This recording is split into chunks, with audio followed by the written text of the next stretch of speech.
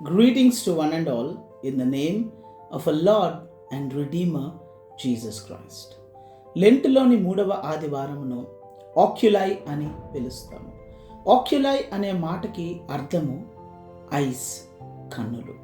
సాదృశ్యము my eyes are ever toward the lord. Lent కాలము అనేది ఆధ్యాత్మిక జీవితంలో పశ్చాత్తాపము, మారు మనస్సు, పునరుద్ధీకరణ కలిగి పరివర్తన చెందిన జీవితానికి సాదృశ్యంగా ఆచరించబడుతూ ఉంటుంది.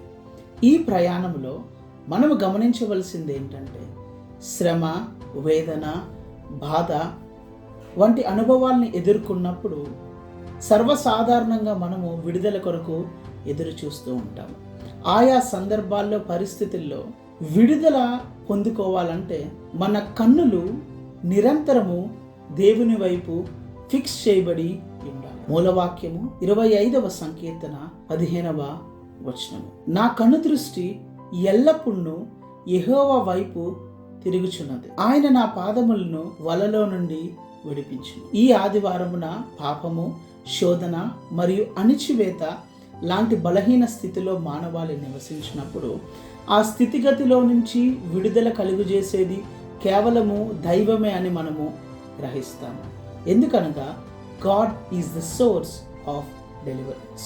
ఈ ఆదివారమున లూకాసు వార్త 11వ అధ్యాయము 14 నుంచి 20 వచనముల్లో చోటు చేసుకున్న సంఘటనని మన లేఖన భాగముగా మనం రిఫ్లెక్ట్ చేస్తూ ఉంటాము. ఈ సంఘటనలో యేసుక్రీస్తు ప్రభువారు మౌనముగా ఉన్న ఒక దయ్యమును వెళ్ళగొట్టిన సంఘటనని మనం రిఫ్లెక్ట్ చేస్తూ ఉంటాము. దానికి మనం ఇచ్చే సాదృశ్యం ఏంటంటే God's reign over the principalities, powers and evils in the world.